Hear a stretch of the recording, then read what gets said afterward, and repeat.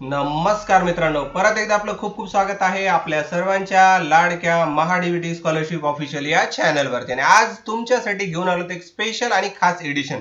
याच्यामध्ये तुम्हाला आधार संच मोफत मध्ये कसा मिळवायचा या संदर्भात सविस्तर माहिती या व्हिडिओच्या माध्यमातून सांगणार आहोत।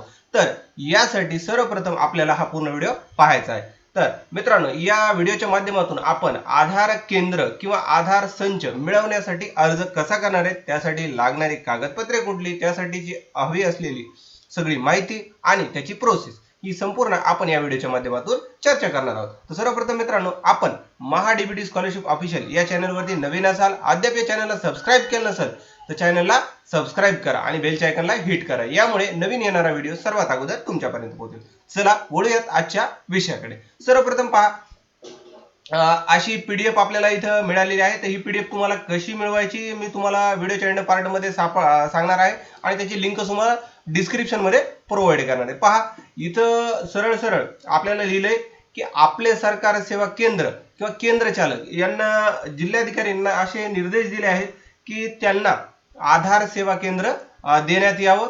त्यासाठीची जी ऑनलाईन अर्जाची प्रक्रिया आहे ती 9/5/2025 ते 23/5/25 पर्यंत 11 वाजेपासून तर संध्याकाळी 5:30 वाजेपर्यंत शासकीय सुट्टीचे दिवस वगळून ही प्रोसेस करायची। त्यासाठी तुम्हाला काय करायचं की जिल्हाधिकारी कार्यालय संजय गांधी योजना शाखा हा एक पत्ता दिलेला आहे, या पत्त्याला तुम्हाला ऍप्लिकेशन करायचंय। पण ऍप्लिकेशन करण्यापूर्वी पूर्ण व्हिडिओ पहा, याच्यामध्ये तुम्हाला सगळं कंटेंट डिटेल याच्यामध्ये मी दिली जाणार आहे। आता यांना सांगितलंय की अर्ज स्वतः प्रत्यक्ष सादर करावेत, अर्ज भरण्यासाठी कुठलंही शुल्क सुद्धा आकारलं जाणार नाहीये तुम्हाला। आणि याच्या अगोदर कुणी जर तुम्ही हे केंद्र मिळण्यासाठी अर्ज केला असेल तर तुम्ही याच्यासाठी पात्र नाही असं इकडं मेन्शन केलेलं आहे, हे आपण इथे पाहू शकतो। तर याच्यासाठी मित्रांनो त्यांना काही तारखा दिलेल्या आहेत की ज्या तारखेमध्ये तुम्हाला अर्ज करायचा आहे त्याची सुरुवातीची शेवटची तारीख, म्हणजे याच्या संदर्भात थोडक्यात आपण वेळापत्रक पाहणार आहोत। तर इथं वेळापत्रकामध्ये पाहू शकता की हे जे स्वीकारण्याचा जो कालावधी आहे 9/5/2025 म्हणजे शुक्रवार आणि ते 23/5/2025 म्हणजे शुक्रवार या टायमिंग मध्ये ठेवलेलं आहे। त्यांना सांगितलंय की सुट्टीच्या दिवशी ते ऍप्लिकेशन स्वीकारले जाणार नाही आणि यांचं ऍप्लिकेशन स्वीकारण्याचा वेळ 11 ते 5:30 आहे। आता ऍप्लिकेशन त्याची जी छाननी करणार आहे ते 26 ते 28 मध्ये करणार आहेत आणि पात्र आणि अपात्र याची यादी शुक्रवारी म्हणजे 30 तारखेलाच ते आपल्याला प्रोव्हाइड करून देणार। त्याचबरोबर याच्यामध्ये तुम्हाला जर काही आक्षेप असेल किंवा हरकती काही नोंदवायच्या असतील तर तुम्हाला सोमवार ते मंगळवार मध्ये टाइम दिलेला आहे। त्याचबरोबर त्यांचा निकाल हे तुम्हाला 4 ते 6 मध्ये करणार आहेत आणि आधार संच फायनली कधी द्यायचा आणि कुणाला द्यायचा याचा निर्णय 9/6/2025 ला करणार आहे। त्याचबरोबर पात्र अपात्र याची अंतिम यादी जी आहे ती 10 जूनला तुम्हाला मिळणार आहे आणि लकी ड्रॉ काढण्याचा दिनांक 12/6/2025 असं त्यांना ठरवलेलं आहे। अंतिम यादी ही 16/6/2025 पर्यंत होणार आहे। तर आता आय होप तुम्हाला हे जे पूर्ण वेळापत्रक आहे याच्या संदर्भात समजलेलं आहे। तर आता याच्यासाठी काय सांगितलं त्यांना की 23च्या नंतर कुठलाही अर्ज स्वीकारला जाणार नाही। आता यासाठी सर्वप्रथम आपल्याला pune.nic.in या वेबसाईट वरती जाऊन हे जाहीरनामा जे मी तुम्ही आता वाचून दाखवतोय हे डाउनलोड करून प्रिंट करून घ्यायचं आहे। आता त्यासाठी त्यांना काही अटी आणि शर्ती सांगितलेल्या आहेत, ज्याच्यामध्ये आपल्याला पूर्ण लागणारे कागदपत्र ही सगळी माहिती व्यवस्थितरित्या भरायची, कुठलाही रिकामा ब्लॉक आपल्याला ठेवायचा नाही, काहीही ब्लँक ठेवायचं नाही। आता याच्यासाठी काय निकष आहेत की याच्यासाठी एका जागेसाठी एक व्यक्ती अर्ज करू शकतो, ज्याची पात्रता कमीत कमी 12वी पाहिजे आणि या संचाकरिता उमेदवाराने DIT किंवा अन्य कोणत्याही नोंदणीकृत संस्थेकडे वितरित करण्यात आलेला दुसरा आधार संच घेतलेला नसायला पाहिजे। म्हणजे थोडक्यात काय की ज्यांना ऑलरेडी घेतलंय त्यांना परत ऍप्लिकेशन करू नका किंवा अप्लाय केलं होतं त्यांना सुद्धा ऍप्लिकेशन करू नका।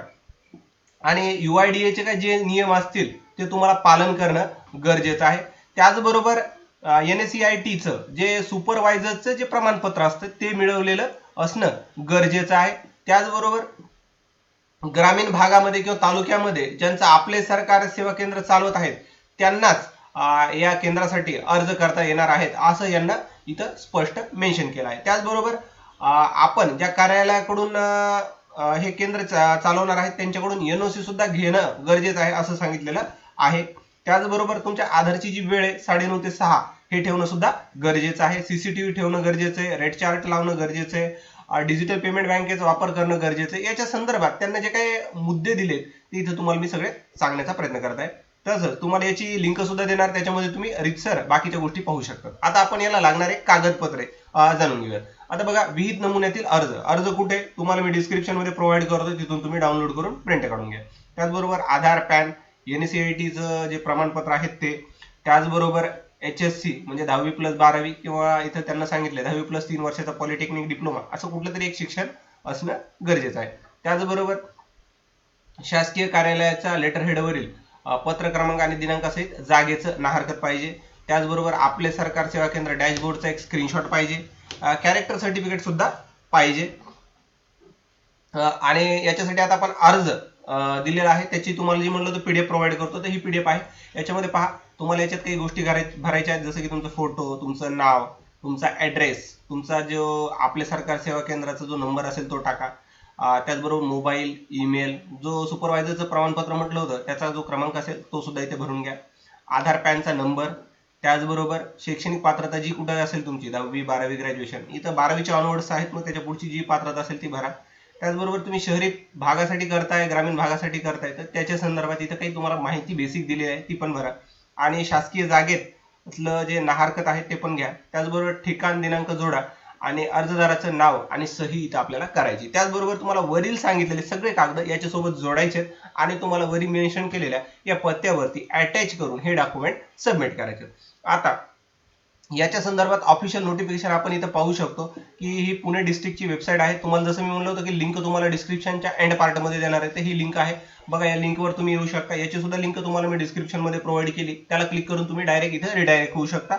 आणि इथं तुम्हाला मेन्शन केलं क्लिअर कट की ही कधी प्रोसेस चालू झाली आणि कधी संपणार आहे. त्याच्या संदर्भात ही PDF जी आपण वाचली ती सुद्धा तुम्हाला इथं मिळालेली आहे. तर या व्हिडिओमध्ये मी तुम्हाला आधार सेंटरशी निगडीत नवीन घेण्यासाठीच्या ज्या सगळ्या गोष्टी आहेत त्या याच्यामध्ये सांगण्याचा प्रयत्न केलेला आहे. तुमच्या याच्या व्यतिरिक्त जर काही अडचणी असतील तर मला नक्कीच कमेंट करून सांगायला विसरू नका. व्हिडिओ आवडला असल्यास जास्तीत जास्त लाईक करा, जास्तीत जास्त गरजू व्यक्तीपर्यंत व्हिडिओ शेअर करा आणि अद्याप चॅनलवर नवीन असाल तर चॅनलला सबस्क्राईब करा. तुमचा मौल्यवान वेळ दिल्याबद्दल धन्यवाद मित्रांनो. भेटूयात अशाच एका नवीन इन्फॉर्मेटिव्ह व्हिडिओमध्ये.